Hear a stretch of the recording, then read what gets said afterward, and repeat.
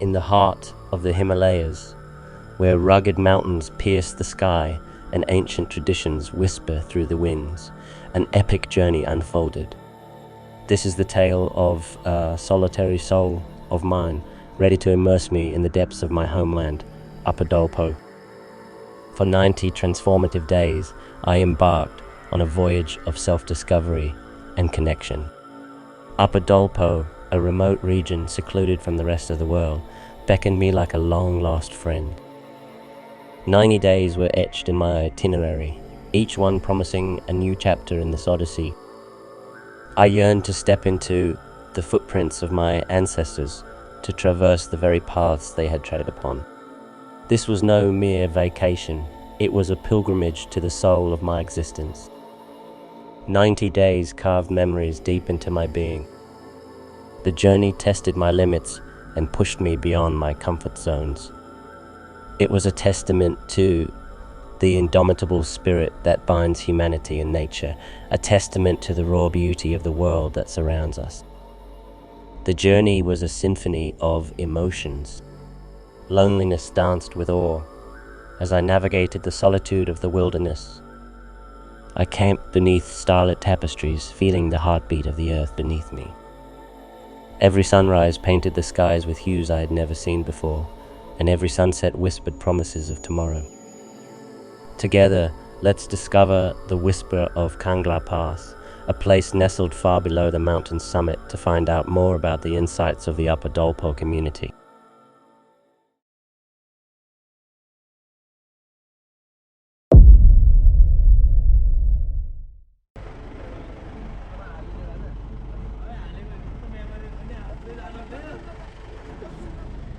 We have a direct bus service from Dehradun to Nepalganj.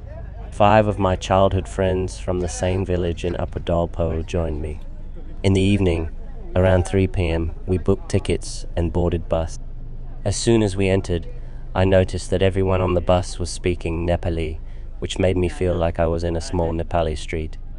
Being a Nepali citizen, my biggest fear from day one was the difficulty in communicating with Nepali people. The journey began with a 20-hour trip from India to reach Nepalganj.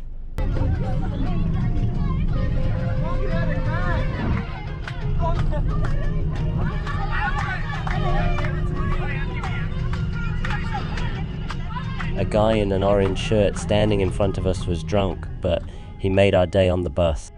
Some Nepali girls requested him a dance performance, which he accepted it to cheer us all.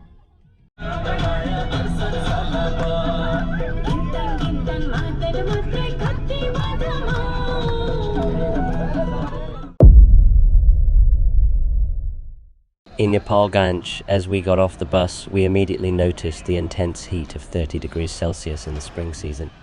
However, such temperatures are typical for the city. After reaching Nepalganj, we needed to reserve a room as our bus to Tolibhaga was scheduled for 5 p.m. in the evening.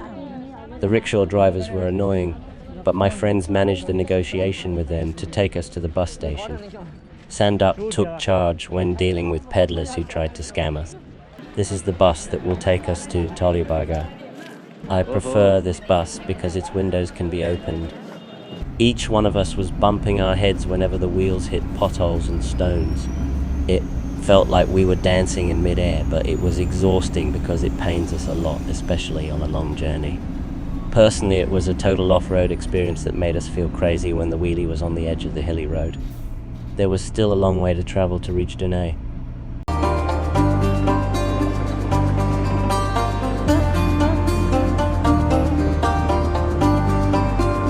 रेलको बाटो पुग्दैछ रे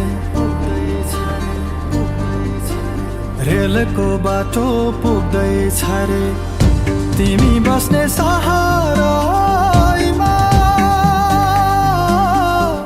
हुम्ला कहिले motor आउला हुम्ला कहिले motor आउला बसेको छु रहरमा हे हजुर बसेको छु हेर्ने रहरमा. This bridge linked the roadways to Dunai. Vehicles can't be crossed from the bridge, so the bus from Nepalganj to Tolibhaga stops at this bridge. We carried our luggage and crossed the metal bridge to reach Dunay by jeep. The jeep service from Toluphaga to Dunay, the district headquarters of Dolpo, was the final leg of our journey on wheels. There were almost 10 people in a jeep, and we were sitting very uncomfortably trying to adjust so that everyone could fit in. We had to endure a 5-hour ride on a bumpy road, and all of us felt cramped with no space to move. At the same time, we were feeling hot as sweat poured from our bodies.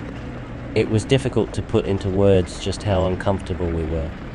We all hoped to reach Dunay soon so we could finally relax and unwind. We were exhausted from our long road journey that began in India, took us through numerous states, and eventually led us to another country. Up until now, we had spent nearly 36 continuous hours on a bus, and we still had to travel 5 more hours to reach Dunay. Finally, we arrived at Dunay, which is the main town in the Dolpo region. The journey took us 41 hours of continuous travel on the road, covering hundreds of miles. We all felt relieved when we got out of the jeep. When I reached Dunay, I noticed significant changes in the town. There are now numerous stores and shops offering various products, and several new lodges have been established. The population of Dunay has also grown considerably. However, one concerning observation is that the Berry River flowing through Dunay remains unchanged and has been contaminated by the town's waste.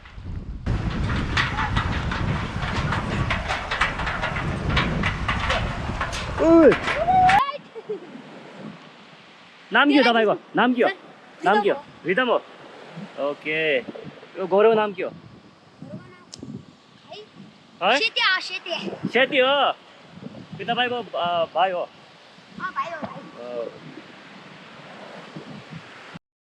We were lucky because the next day we enjoyed a football match and a gurung dance was performed.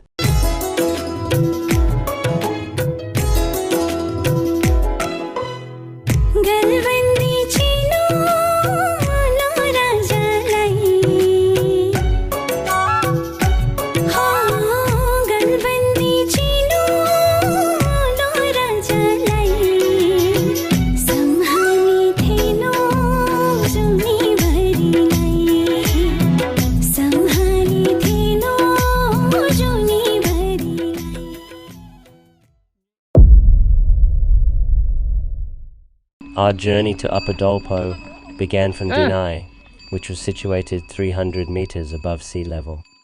Horses and mules were the only means of transportation available to carry people and luggage.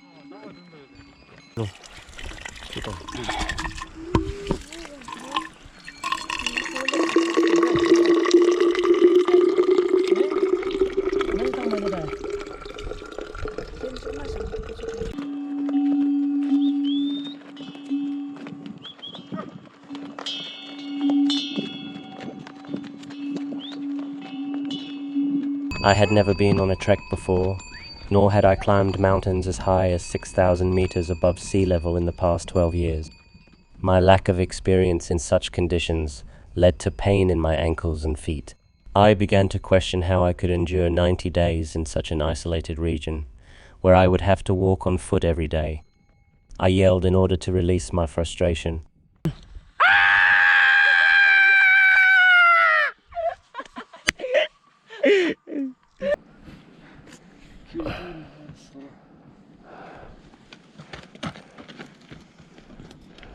True happiness enveloped me when I saw Folksundo Lake from a distance.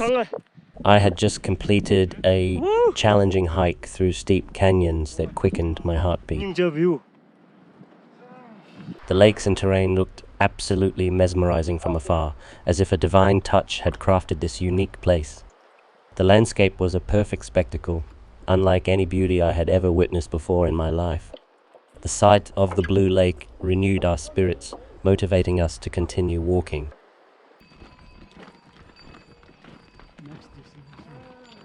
It took us 2 days to reach Folksundo Lake, whereas the locals cover the same distance in just 1 day. Rigmo village warmly welcomes everyone through its gates.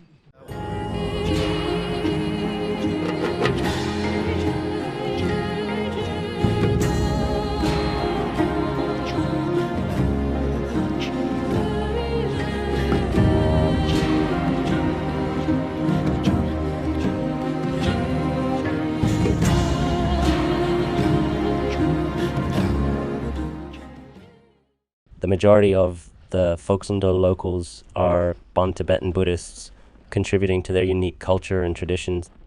In Rigma village, people engage less in agricultural activities and focus more on trading, mule herding, and operating lodges. This shift is influenced by the village's popularity as a tourist destination due to the presence of a lake.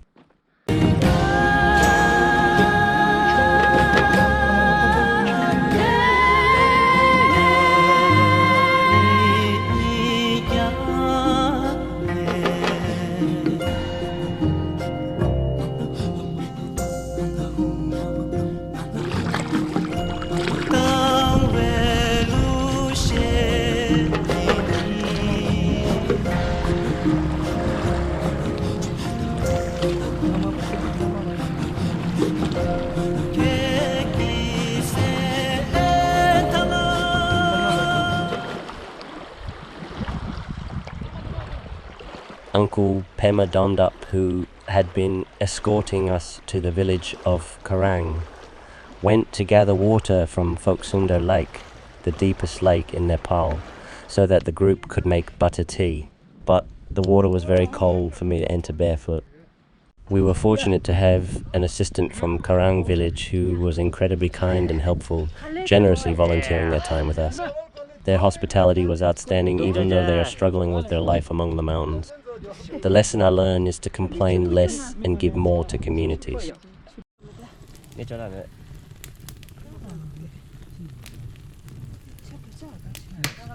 Oi! Oh!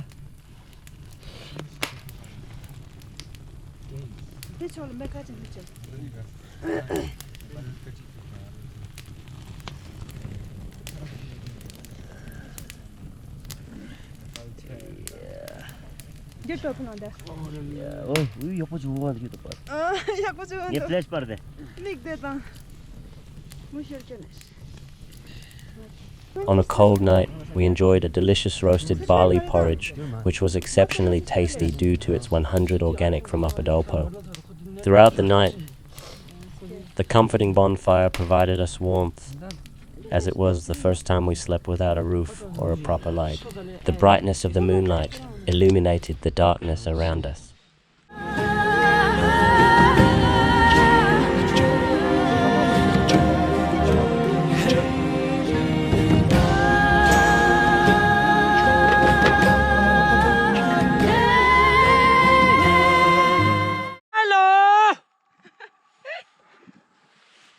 Hello! Samye! Rikangwe! It's day 3 and we continued our journey.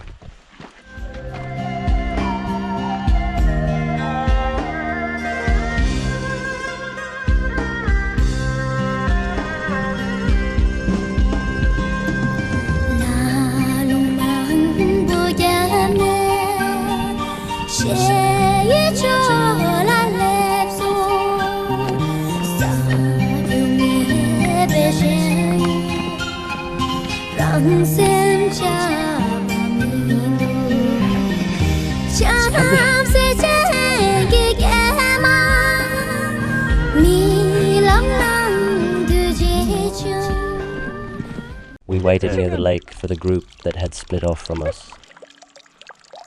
다모다가. 여기야. 아이.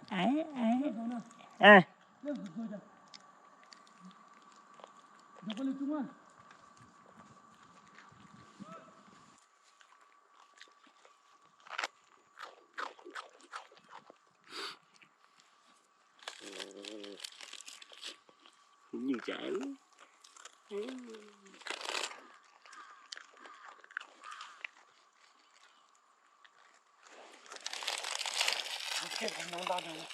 After 12 years, this is the first time I've seen a yak. I didn't get any closer because I was frightened of a yak attack. Also, the view was spectacular. Yak. Buye yak bu. No. Nào. No.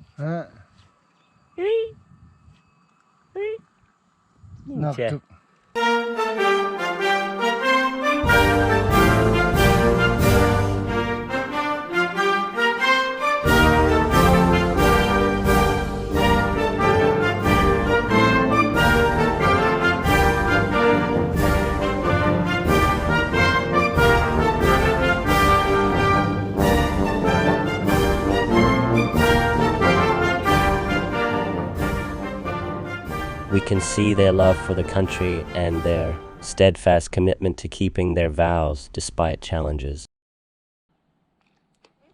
Dani saldan kadam gorigo ta. 네, 당한 캔닝 살당니 시에도 왜 예. 당시에니 될래 그거. 아, 레레레레. Dani she taring boga.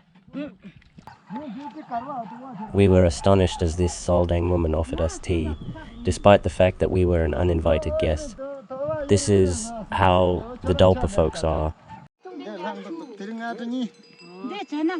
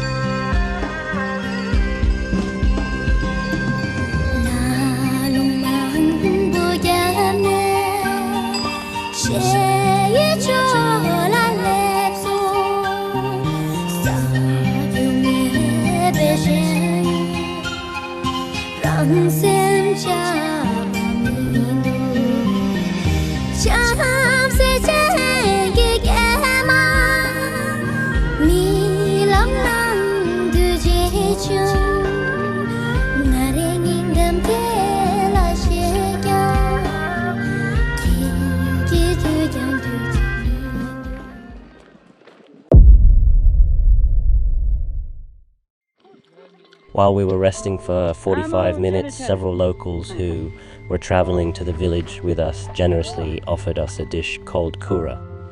It was my first time drinking chang in 12 years. Chang is a popular drink in Dolpo. Everyone was exhausted and had no energy to continue walking. However, these mountains taught us valuable lessons in forgiveness, patience, and knowing when to retreat in times of pain. While journeying toward Kanglap Pass, we encountered an armed soldier patrolling the Nepal border. The Nepal government had dispatched them to monitor the activities of the Chinese army near the border shared between Nepal and Tibet, situated very close to Miwa village.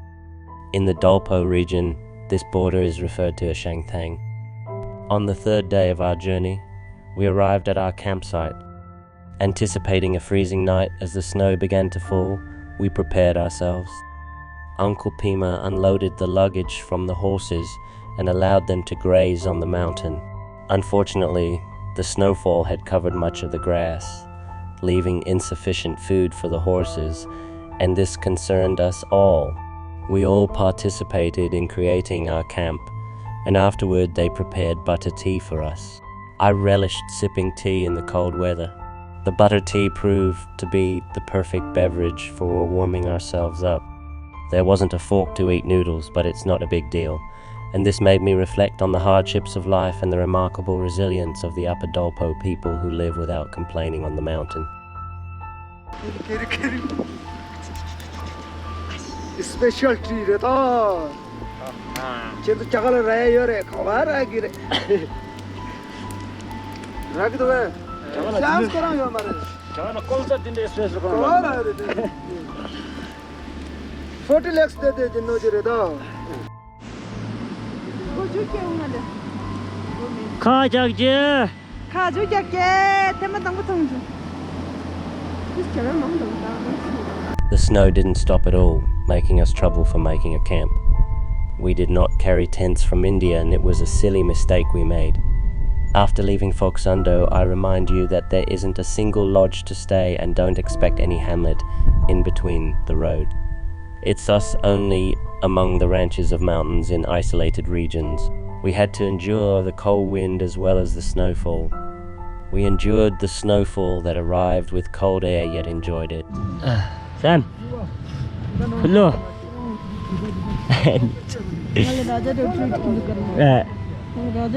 Chipo kate. Obemde. Kanada. Oh bhai. Banker thiring. Fortunately, one of the guides had a tent with him, though it didn't have poles and pegs. We were thankful for his tent since it provided us with protection from the rain and snow.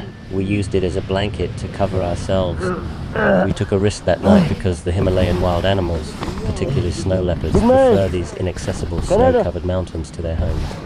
We were able to survive the night due to a prayer in our hearts and an effort to remain upbeat. The lifeless body of the yak was torn apart by the hungry snow leopard. As we approached, there was no foul smell of carcass, but the evidence was clear that the snow leopard truly exists. Some people claimed that the yak perished because it had received no food at all. However, the yak body would not perish so quickly from just one day without sustenance.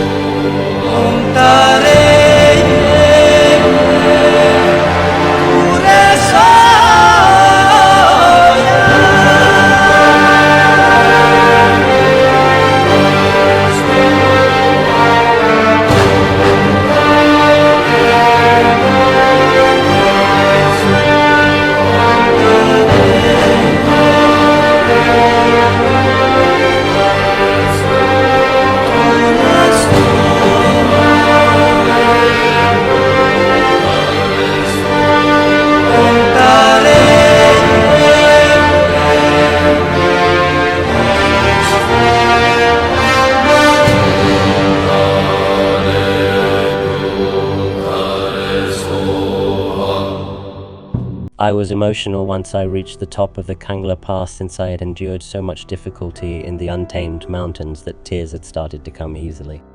I asked myself at that time, why did I come here to the mountain to suffer such pain when I could have a good life in the city? The roadway was blanketed in snow as deep as 3 feet above when we set out on our adventure on day 4 from the Kanglap Pass base. Each of us was battling to make it across the treacherous path in the snowy mountain to the elevation of 5,360 meters, which is totally covered in snow.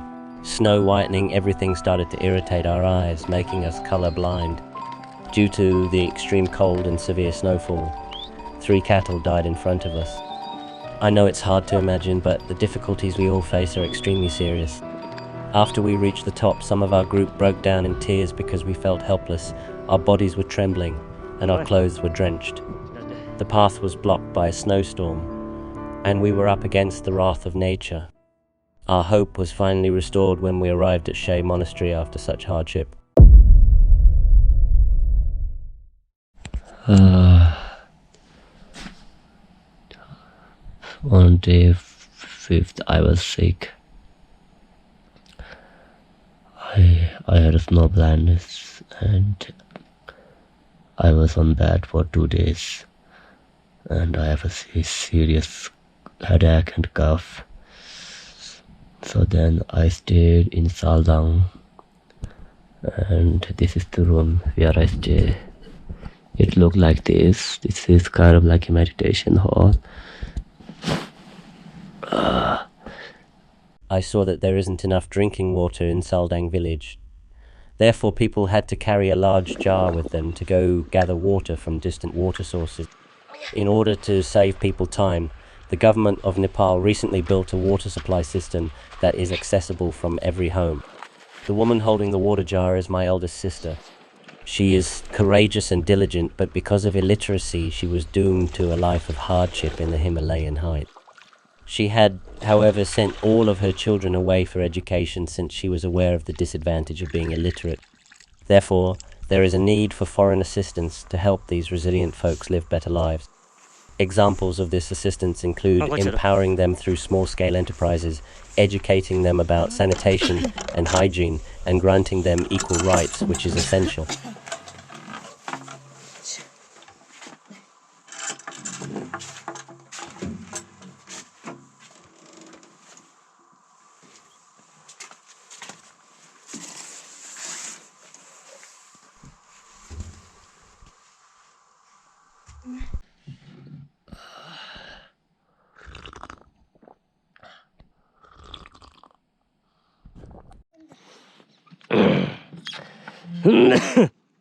Handshake.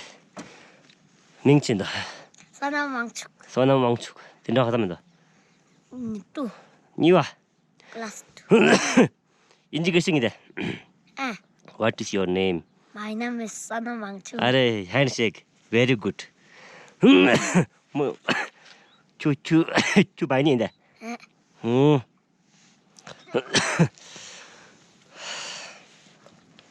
창무동. 라신 찌안도 마사르니. 마사르니 찌안도.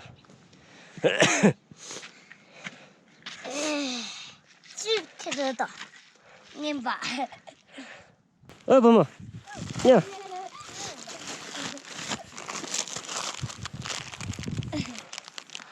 짜우. 동바. 가나트르나.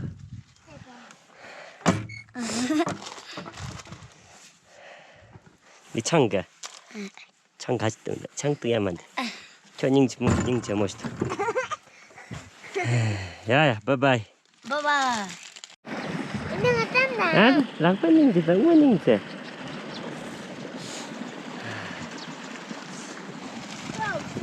왜?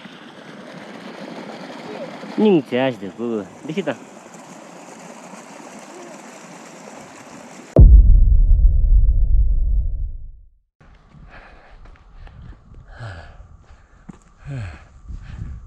I left my sister's house in Saldang on the afternoon of April 22 to travel to Kering village, the village where I was born.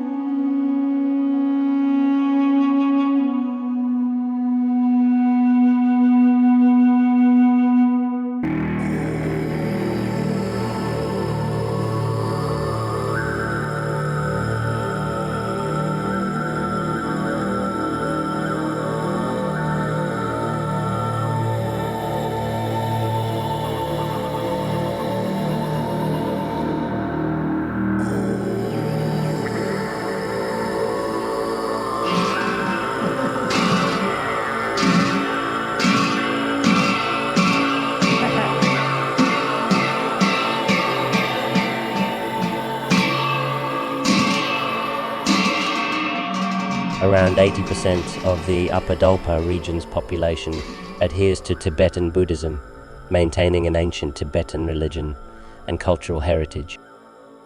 Dolpo was once integrated with Tibet until the 9th century. Subsequently, during the 14th century, it transformed into an autonomous kingdom, governed by its own monarch. However, in the 16th and 17th centuries, Dolpo came under the influence of neighboring realms like Jumla and Lo during different periods. 기밍 죽어. 어이, hello. 이제 동반이다. 뭐 좋아하는데 디밍래. 아. 뭐 좋아했네. 얘밍 뭐 좋아했네. 아이 가와치겠나 과니. 어디 미디어도 기산. 네.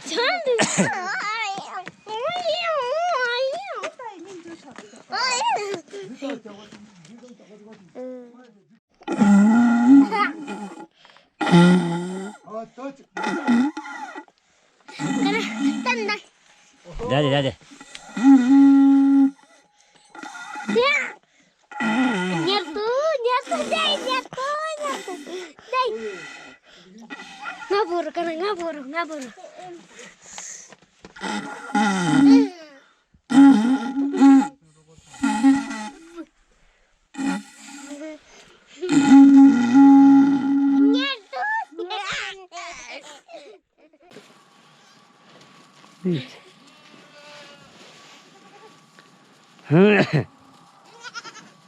아주 현대 지역이야. 중기. 어디? 뒤에 몇 명씩 와.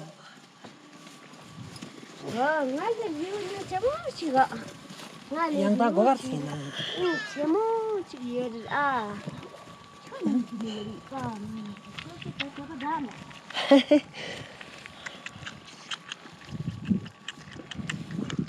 라 너무 만들지. 네. 미도. 님모 아리 좁은 독기도 와. 라과다. 쏙바 그 용아주랑. 예. 아따 소리기디.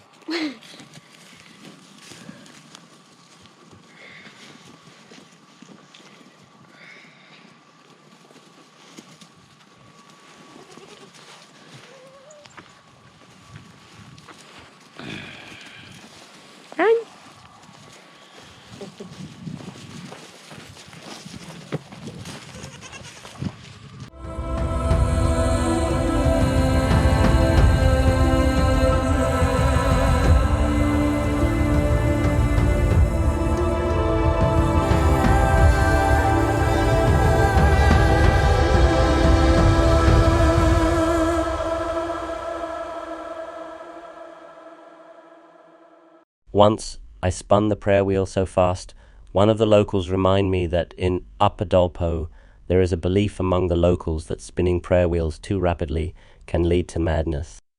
I felt a sense of surprise upon hearing that.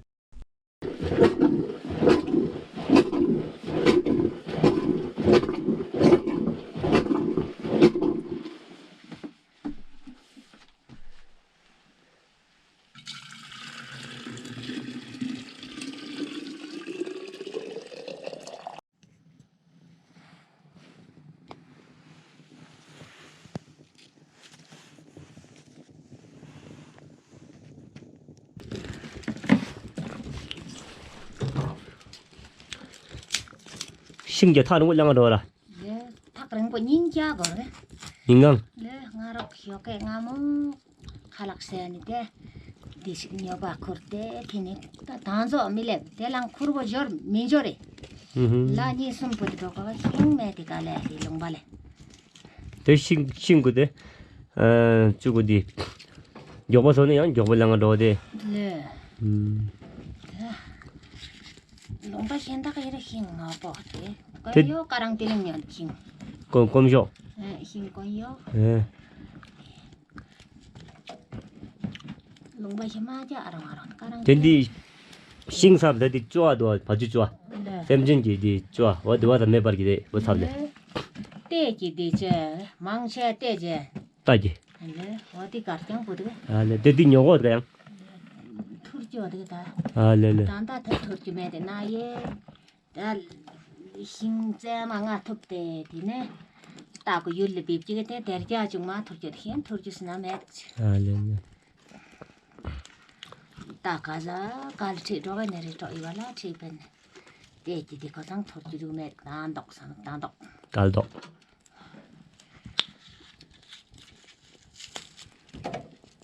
흰건보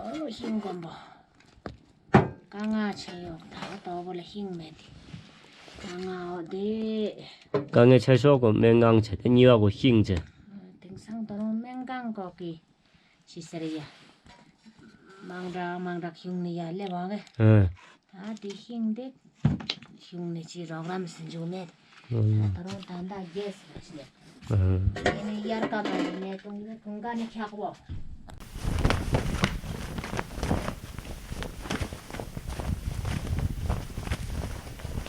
I was surprised to see a young child descending the Dolpo's steep stairway with ease. Despite his young age, he was fearless in comparison with urban children who frequently become pampered by excessive comforts. Children in Dolpo find themselves in solitary company as they progressively adapt to the remoteness of this isolated region.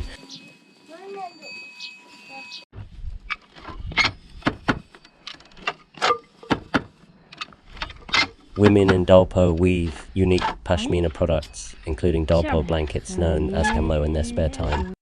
This product is made of rich cloth derived from animals' hair, particularly sheep and yaks. A Dolpo blanket costs $378 due to its distinctive design and is fully free of chemical color adulteration. A constant wooden mechanism that has been in use for generations is used to weave the kamlo.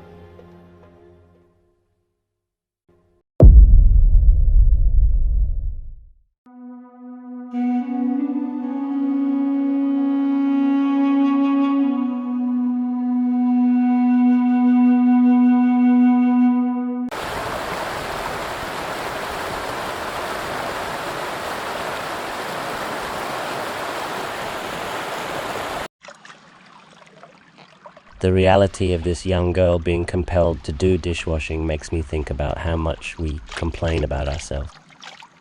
I saw that they take pleasure in every small joy that makes them feel wonderful. Every home in Dolpo has a greenhouse currently because of overseas travelers and the Nepalese government's funding, which is a sign of the region's growth. The availability of a wide range of vegetables has increased villagers' access to food and boosted their standards of living.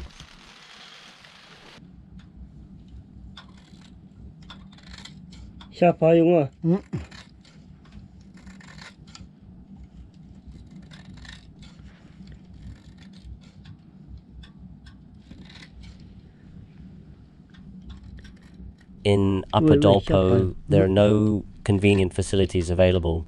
The people there are true jacks of all trades, as they handle everything themselves, from getting haircuts to building their home. However, I couldn't help but notice the dangerous way this man was getting his beard trimmed using large, sharp scissors without any safety precautions. When there's no electricity, the idea of a barbershop becomes forgettable. Contrasting this with the situation in my own life, I felt a sense of gratitude for having access to things with ease.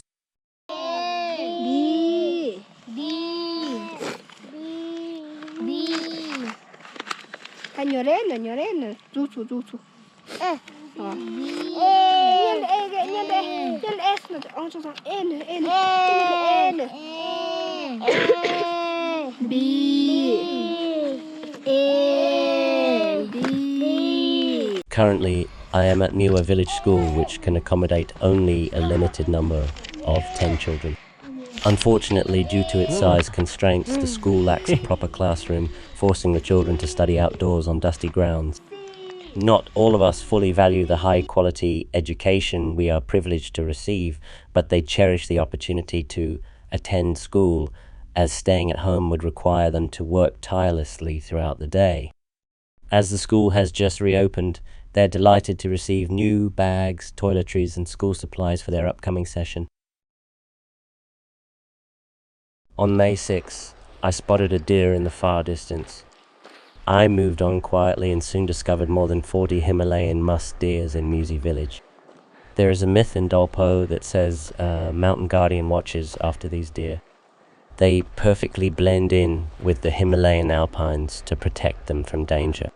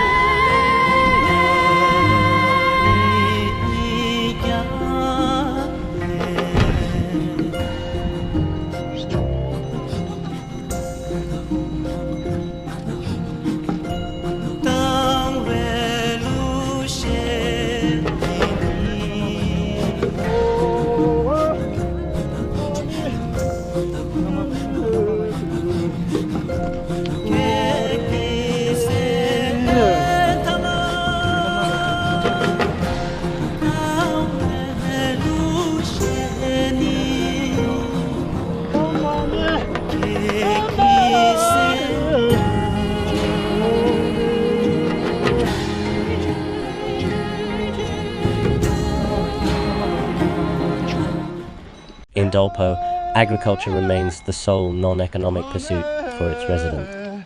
Throughout the initial 11 months of the year, they solely depend on their farms to sustain themselves, lacking any other sources of income.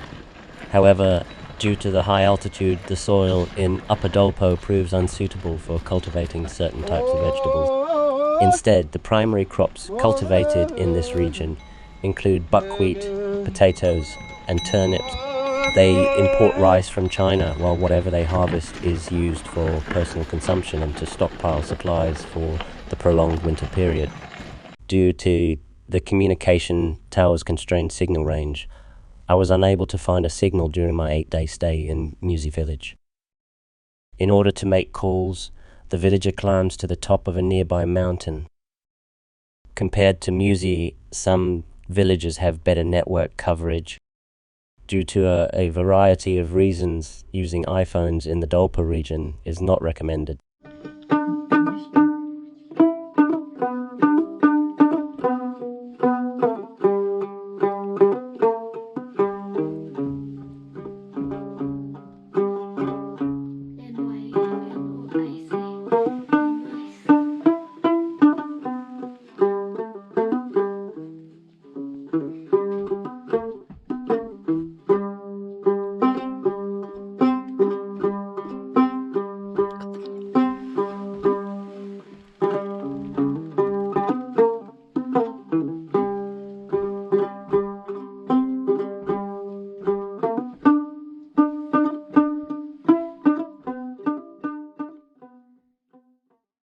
Upon my return from Muir village, I headed to Karang school, where I decided to stay and volunteer my time to teach the students.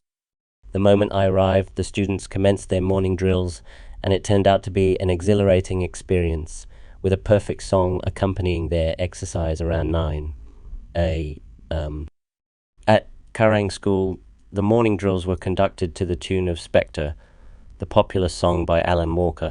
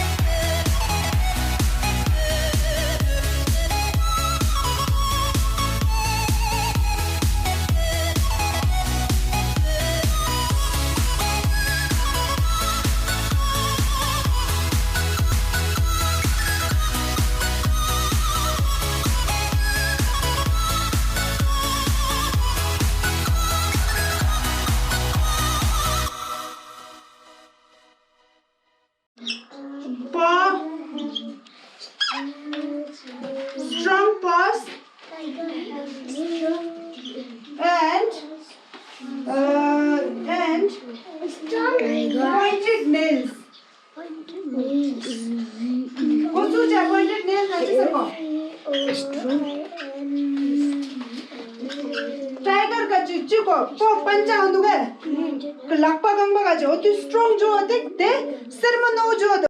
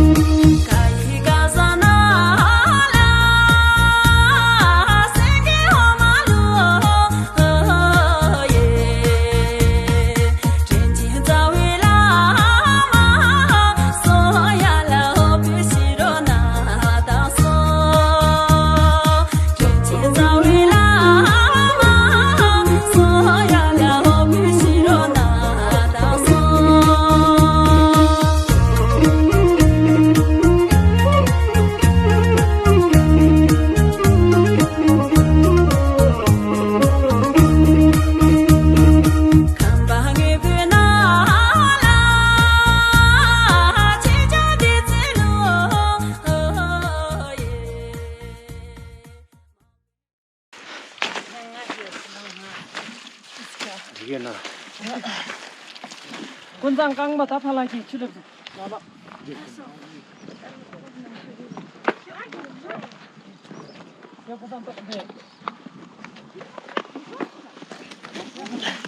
아루 되지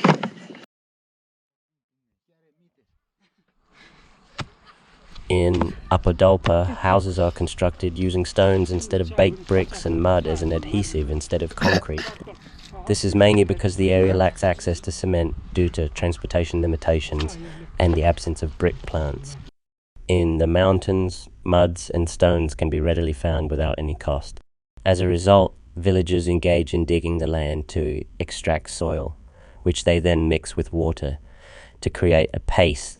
The larger rocks are meticulously shaped by hammering, and the residents of Upper Dolpo carry these stones on their backs or utilize horses to transport them. It is common for many of the villagers to inherit the knowledge of house construction from their ancestors.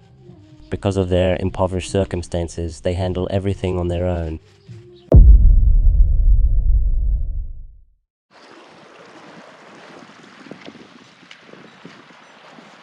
On 20th May, I embarked on an adventure with a group of villagers to partake in the cordyceps fungus harvesting season. In Dolpo, we refer to this unique mushroom Asiatsa gunbu, since cordyceps are the main source of revenue for the Dolpo people during this 1 month.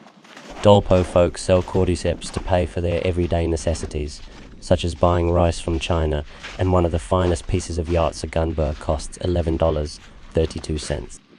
I knew that the journey ahead would be challenging, as I was to spend 25 days living in tents, adopting a nomadic lifestyle, and moving to different mountains far away.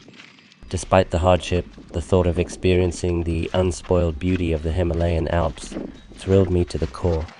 Though I had heard and read about cordyceps before, I had never personally witnessed the villagers' traditional harvesting methods in the hills.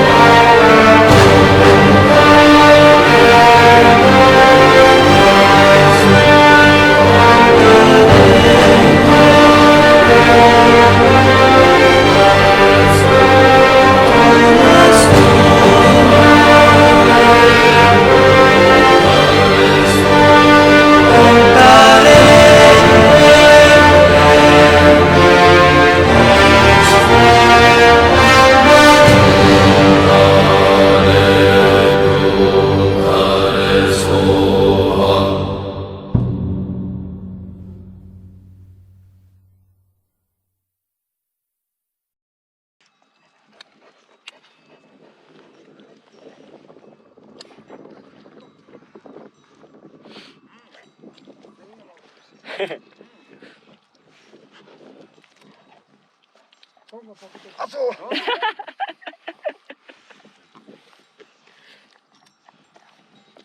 prairie dog was pursued and caught by my father's dog named Sindhu. This dog trailed my father and me all the way from Miwa village, where it ultimately ended the life of the prairie dog in the middle of our journey to the Dulong Mountains. And my father is carrying the carcass to feed his canine companion. The local term used for the prairie dog is fear. At intervals of every 3 hours, we pause to rejuvenate ourselves and provide necessary nourishment to our horses. Without these intermittent breaks during extended journeys, the prospect of continuing the following day becomes challenging. Local tradition entails carrying provisions such as tea stored in thermoses, fermented ale, and kura, an instantly invigorating bread popular in the Dolpo region. Taking these essential rests plays a pivotal role in maintaining adequate oxygen levels within our bodies, allowing us to recover and cool down from the strains of exhaustion.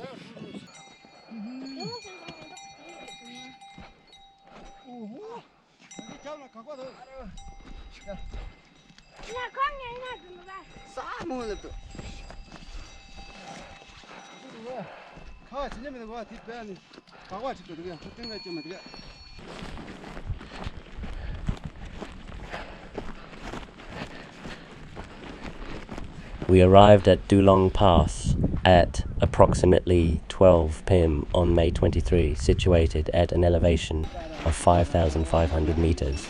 This peak stands out as the loftiest and most challenging among all cordyceps harvesting locations. Its significance is underscored by being the habitat of the vulnerable snow leopard. Our cordyceps campsite was in close proximity, requiring only an additional 1-hour journey from this point.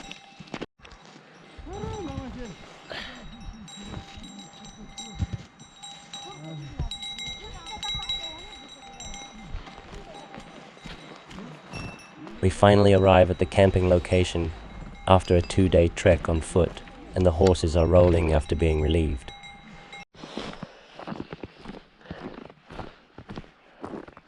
Intense snowfall occurred during the first 3 days of May, from 24 to 26.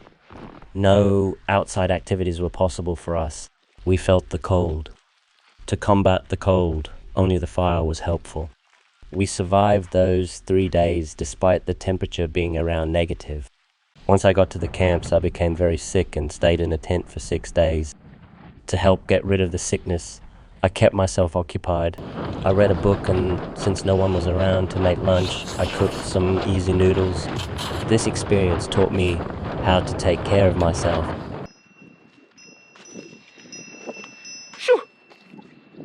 I started feeling better on May 30. Despite being sunny all day, it was cold and windy. And I was eager to witness them harvest cordyceps because I was trapped for 6 days in a tent. The scenery around us was incredibly beautiful, and it made me feel peaceful. I felt proud to be born in such a beautiful place, even though it's far from the rest of the world.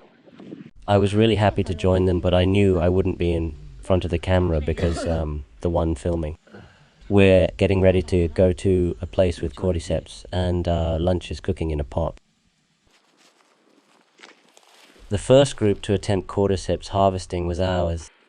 There were just 9 of us on the wide valleys, including myself. We took the hook because it was our catch. They traveled to the mountains together but split up once there because of an individual collection. The reason for splitting is that it becomes quite difficult for others to find cordyceps within the same perimeter while groups are searching.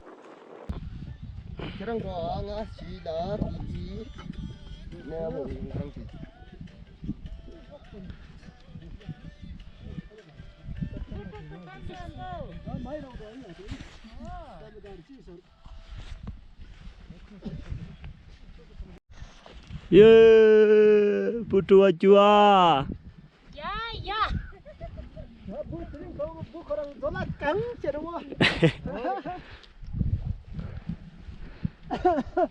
Only in this kind of valley we can find cordyceps, because the fungus only thrives in these low grassland valleys when there is likely to be rainfall and flowers bloom among those grasses. Otherwise, it is impossible to locate it elsewhere. On Dulong Mountain, At an elevation of 4,610 meters above sea level, these fungi grow in temperatures ranging from 17 to 20 degrees Celsius. 다 구워다. 구워다.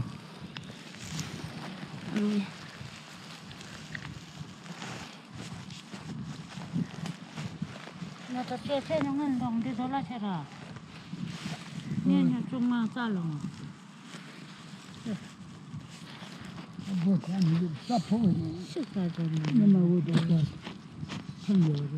Ui, chết ra trong nhà ta làm chắc mà nhang đấy.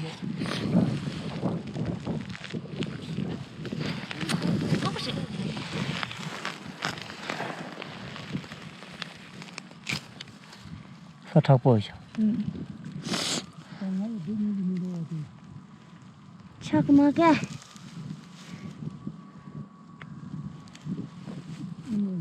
너한테 가지고 온다. 응. 맞아도. 좀 맛있어.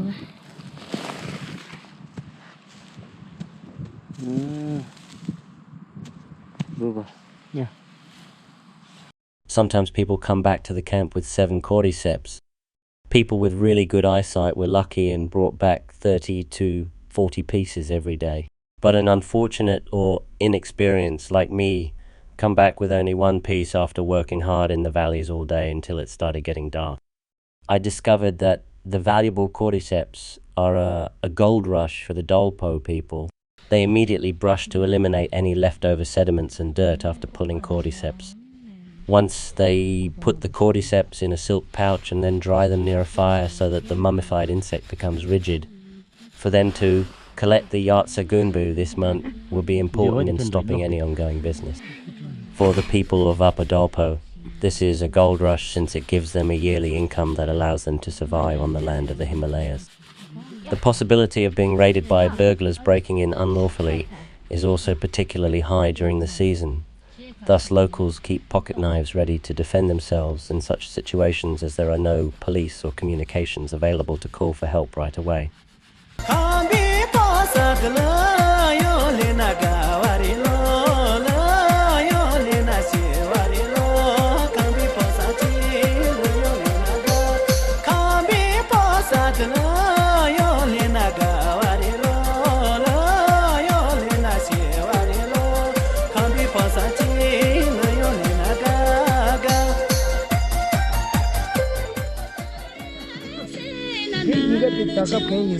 가나. 우르두 가자 이게.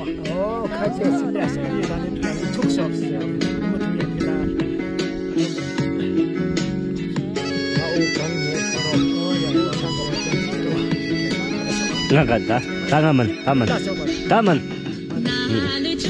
그렇지.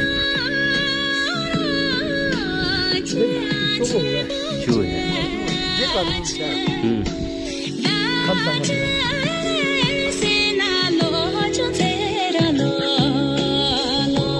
창버 쪽제니 좀 지나.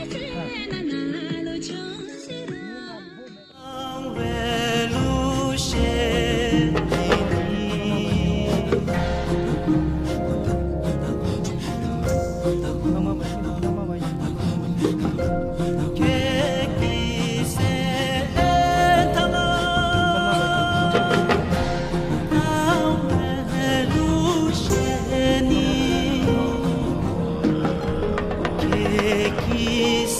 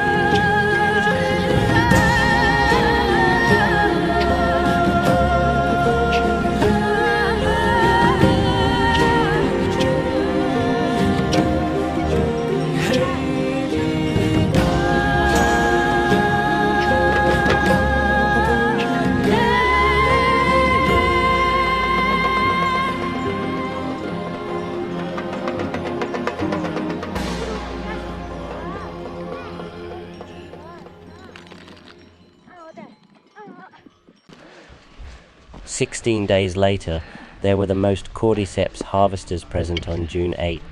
Including me, there were a total of 70 individuals traveling to the enormous cordyceps Grand Valleys. In Dulong, behind a huge mountain known as My Rong, where there is the greatest availability of cordyceps, was our location. Children, women, and men all compete equally to obtain the expensive yet rare fungus. Everyone competed to collect the most from one another during the quest for the gold rush, since every piece had significant value. Those cordyceps are reportedly worth the same as gold in the market. Upon reaching the peak of My Rong Pass, it was a challenge for descending to the lower ground. While some might marvel at the beauty of such locations, the harsh reality lies in the difficulty of acclimatizing to the chilling winds and cold mountains. For the cordyceps harvester, every day is a fresh beginning, since, upon their return, every piece comes with a storyline. This is how fungus spawning grounds appear. They are particularly common on the Alps of Himalayan slopes. There are regulations that harvesters have to comply with, such as prohibition from visiting the zone before 8 a.m., disposing of their rubbish in the designated stoned area, and covering the ground after it has been unearthed.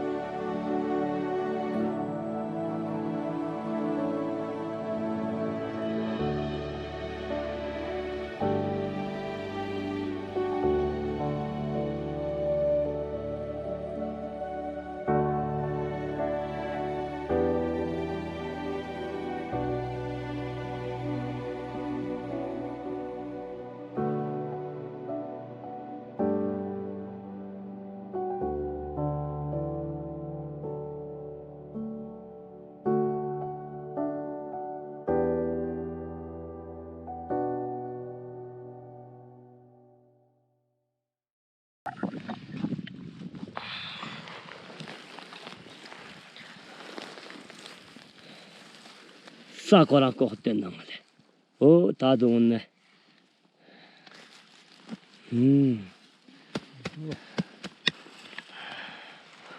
다 부정이야.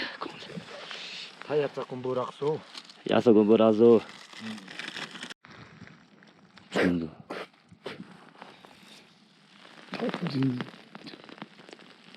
다 뒤고는 뭐야 보셔.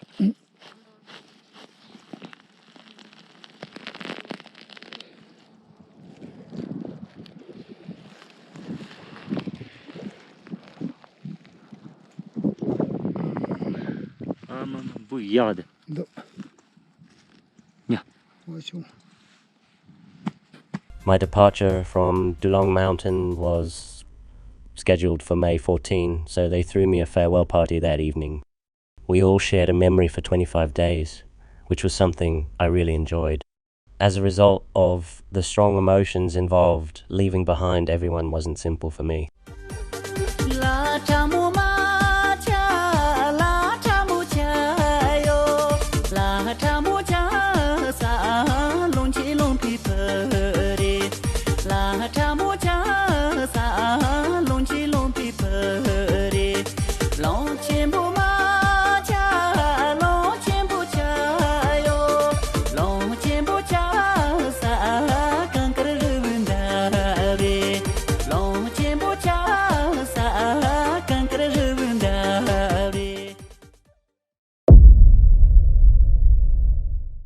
On schedule, I departed the Dulong Mountains and arrived in She around noon.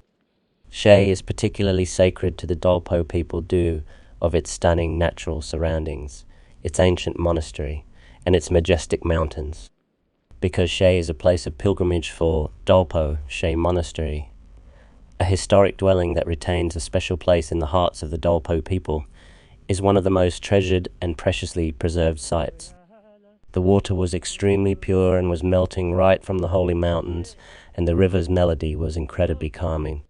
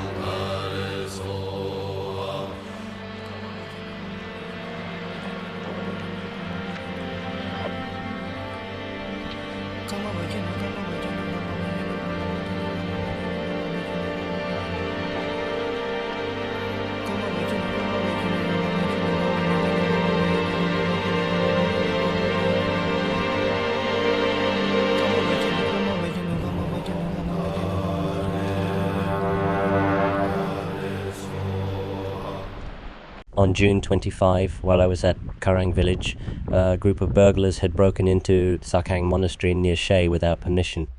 The monks, who were the monastery's protectors, were held captive by a band of thieves who broke into the famous monastery. The staff and monks were roped together by the robbers.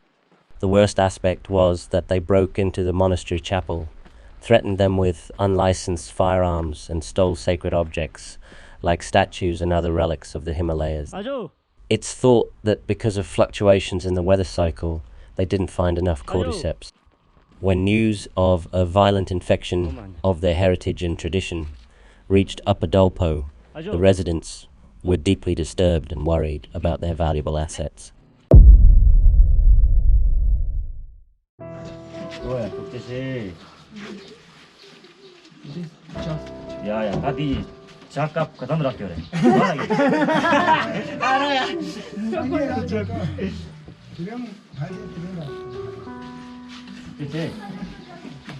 창작니 덩체가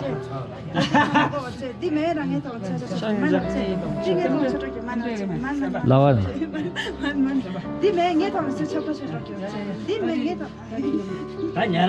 야야 karma Mama Mama, don't you ever feel sad? Yes, sir.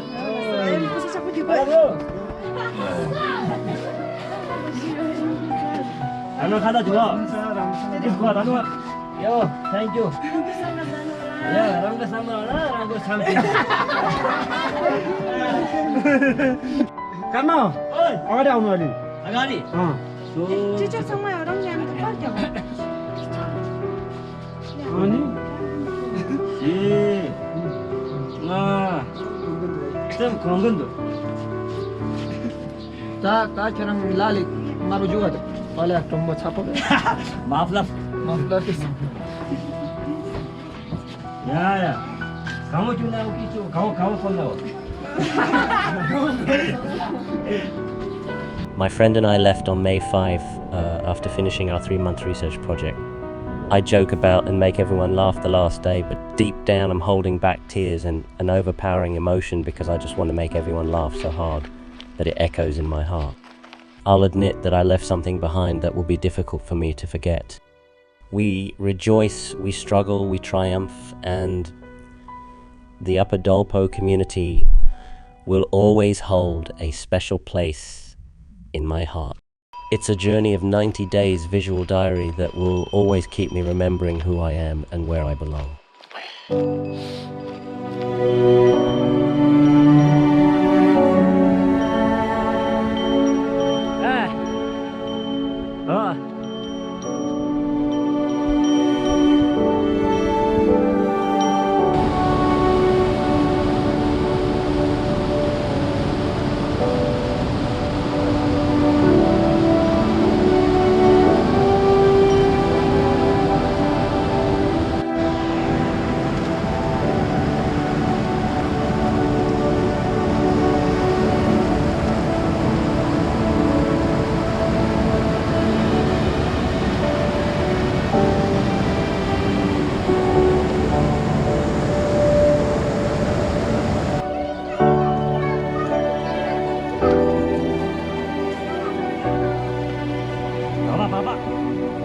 After 90 days in the remote area, we are finally returning to India. However, my journey was incredibly interesting and I made many new friends. Like me, every one of them had a unique story to share. I wish to share with everyone all that I discovered and observed throughout my journey. I discovered that living simply raises our spirits and prevents the three poisons in life: anger, fear, and hatred, which are the root of all trouble.